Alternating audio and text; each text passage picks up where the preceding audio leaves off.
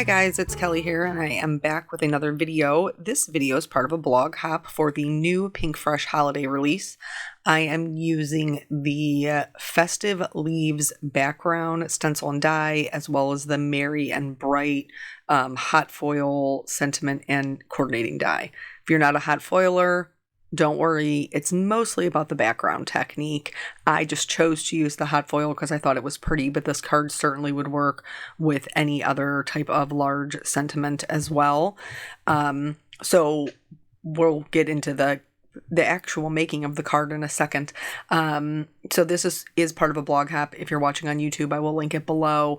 Pinkfresh is super generous. They're giving away the full release on their blog, and then they're giving away 10 $25 gift cards to the shop to random comments along the hop. So I will link that over if you want to go over and participate for your chance to win. So what are we doing with the card? I super love anything that is versatile and that I can use multiple times in multiple ways. Consequently, the Festive Leaves background stencil and die. Here's what I love about this. So much. You guys know I like flowers. I love florals. And Pinkfresh has beautiful florals. This set, first of all, you can use them by themselves. Obviously, that's what I did here today. So this is the first stencil that I'm putting down here. They have little markers on the corner so that you can get it lined up on your cardstock. And so I used those, and I just went in with one light green color. That's my base. Now I'm going to go in and I'm going to start adding other colors on top of that to change the tone.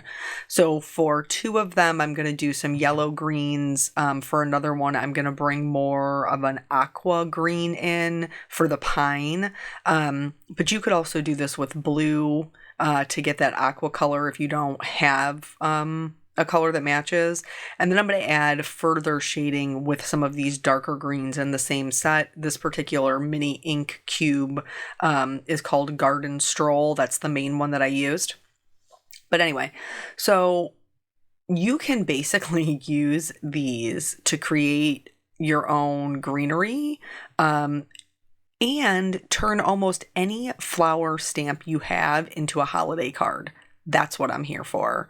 So I used it just the way that it is, but because of the way Pinkfresh does their designs, and they all cut out with the die individually, you could just make them and set them aside. And then when you have a card that you're like, oh, I'd really like for this floral card to be, more holiday because, it's that season, you just tuck in some holly leaves and bam.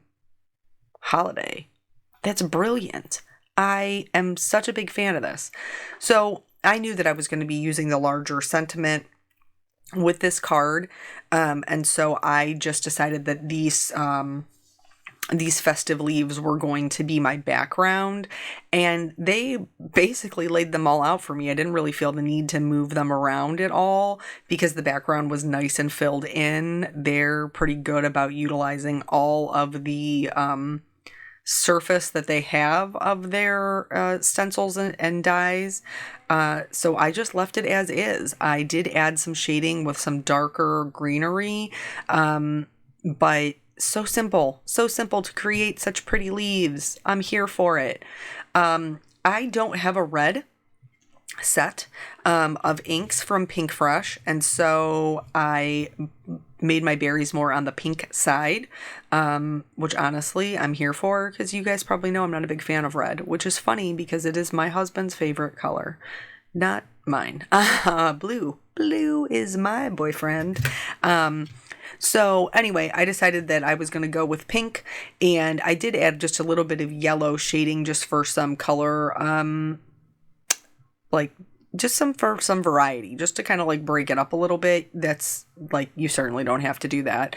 And then once those berries are on there, there is then a fourth layer, which gives you a little bit of shading to the berries, as well as some berries that are tucked behind other ones. And for that, I am using the darkest pink in that particular set, which I think is Raspberry Bliss. And was really happy with the way that it came out. Now, I'm going to do something else to this background because that's just who I am. It's just who I am, people. But to be clear, this stencil offers a great variety without anything else done to it. I, however, am going to go in with some colored pencils. I just like adding a little bit of dimension and a little bit of brightness. And so that is why I chose to use the colored pencils. I will say this was incredibly fast to achieve. Normally, when I'm starting with a blank image on a craft or a darker colored cardstock and having to build up to a solid color, it is very time consuming. This was super fast because I already had my base color down thanks to the stencil. And so I was really just going in and adding the shadows and the highlights, and then I was done. Like, it was so quick and enjoyable. Like, sometimes if I'm coloring, especially because colored pencils aren't my chosen medium, I do like the results, but I don't necessarily always love the process. I just feel like it's faster with my markers. And some people, like, because that's their go-to medium, colored pencils are their go-to medium, it doesn't take them as long as it does me. So I felt like a very quick colorist with these colored pencils, even though I wasn't, like, because I already had the base color down. So yay for stencils with colored pencils. I like that. I will be using that more often. As far as story time, I do appreciate the last video that we talked about. I had asked you a couple of questions about Stamptember and how you felt about that. And so I do appreciate your feedback. I like that we have an open and honest relationship and that we can be very candid with each other. I guess I just appreciate that because in my real life, I am very direct, and I appreciate friends who are also very direct, not to the point of rudeness. That's not what I mean. But that are just kind of like, this is my point of view, and I'm not offended by that. I actually had a follower who sent me a message, and she was like, I really want to ask you a question, but I don't want to offend you. I'm like unoffendable, really, honestly. There are things I have strong feelings about, but I like to, go into things with an open mind. And if I don't agree with you, I have no issue saying, like, nope, we're just gonna have to agree to disagree. But I do like just open, direct conversation. I was watching a video. By the way, here, I'm just doing the same exact thing. I'm just selecting different greens out of my colored pencil case. Here, this is probably my number one complaint about Prismacolor pencils. They break in the barrel if you drop them. Sometimes, and that's aggravating. So here my tip just completely broke off. I pulled the lead out and then I had to resharpen it. It doesn't happen often, but when it does happen, it's aggravating because I feel like I'm wasting all of this lead from my pencil. But yeah, I guess it's just the nature of the beast for this particular type of coloring medium. I don't know. If you use other pencils that you feel like don't break or is not as fragile as Prismas, please let me know. But also that they blend well, because that's super important too. So I love the blend on these. I just don't like that sometimes they break in the barrel. That's a little bit meh for me. Anyway, but I'm just picking various tones just to make the background a little bit more interesting. So some are yellow greens, some are true greens, some are blue greens. They're all greens, except for, of course, the berries. But anyway, I was watching this video and it was talking about different things that are different between the US, Americans, and other countries. And just little things like tipping.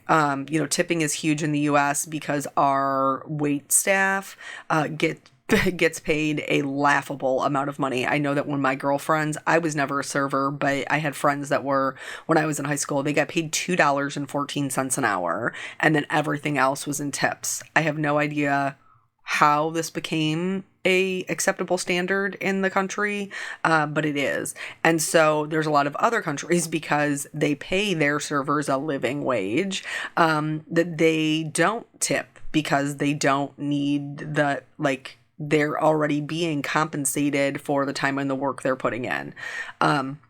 Another one was like small talk. Apparently, Americans are fantastic at small talk. We don't want to stand there awkwardly in the elevator. We'll talk to people about the weather or whatever.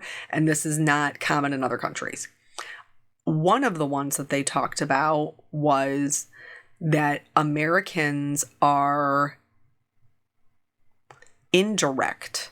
And I guess that this is something that's, like, I know there's other countries, like Germany, where or Ukrainian, like, where being very direct is not seen as rude. In the United States, being very direct is seen as rude. So you have people who will politely decline, no, thank you, I'm not interested, instead of just being like, no, I don't like that. And so I feel like maybe I should have been, raised in another country, because I don't think it is rude to be like, no, that's not for me. There's also a time and a place for it. I will say that. Like, there's, if I was going on somebody's card making video and what they were making was not something that was up my alley, I would not leave a comment, no, I don't like that. Because honestly, my opinion doesn't matter. Like, their art is their art, and that's something that they learned from or gave them joy, or something that they created, and to them it's their style and they're happy with it. Why would I poo-poo that? Do you know what I'm saying? But if somebody asks my opinion, like, hey, I bought this stamp set, I think it's super cute, what do you think? I would be like, meh, not really my style. Like, that's not for me. And I don't think that that's rude. So I don't know. It's just very interesting to be able to have candid conversations, because I want to be able to be open with you. And so consequently, I want you to also feel like you can be open with me. And so I do genuinely appreciate your feedback on the questions that I ask. Let's go back to the card. So now that all the coloring is done, I have put my die in place and I have run it through my Spellbinders Platinum. Here, all of my pieces stayed in my die. They're all completely cut out, but they stayed in my die. And so that is how I applied my foam tape, again, to just give this card a little bit more interest. I'm going to give it some dimension. And so I just went through, and this was a little tedious. I'm not going to pretend like it wasn't, because you guys know I don't like the little finicky bits. That's why I make one layer cards. There's no bits. there's nothing to fuss over. But it was my choice to pop it up on foam. I clearly could have glued them down flat. But if your pieces parts don't stay in the dies like mine did, I will show you here in a second how I would have done it, which is how I planned to do it until they all very conveniently stayed in. How I originally planned to do it was to use the die base as a template. So now here, everything is covered in foam. I have my card base, which is just another piece of craft cardstock. And you could really probably do this with any color cardstock. You would just have to pay attention to what colors you were ink blending. If you went too light, you might not be able to see it. If you wanted to go like a really dark, but didn't have the colors that you wanted to make that happen, you could probably start with a white pigment ink and then dry that down. So I just flipped my card base right over on top and then smoothed it out so everything was adhered. And now I'm going to go ahead and remove my die and the negative piece. And everything just stayed exactly where I wanted it. And I was super happy with the way that it looked. With all of that kind of dimension. But here is how I would have used it as a template. I would have just pulled that piece off. I would have laid it down on my card base, and then I would have fit in the leaves like a puzzle piece. Now, I know the hot foiling is a little bit controversial. I enjoy the hot foiling for specific things. I am going to be using the pink foil to match my berries, and also because I think it's super pretty. And so I heated up my glimmer machine I set my timer once it was all heated up and I had put my hot foil dye down. I put my pink foil down, shiny side down, card on top, and then put my shims. I took that over to my platinum again, ran that through, and to my delight, this foiled beautifully on the Desert Storm cardstock. I mean, just absolutely beautifully. So was really happy with the way it came out. It did, like, I didn't get it perfectly centered. You can see that Y is kind of questionable because it's so close, but it ended up die cutting just fine. So I put that in place. Something to note when you're die cutting your foils is you do not want to put your tape over the foil portion.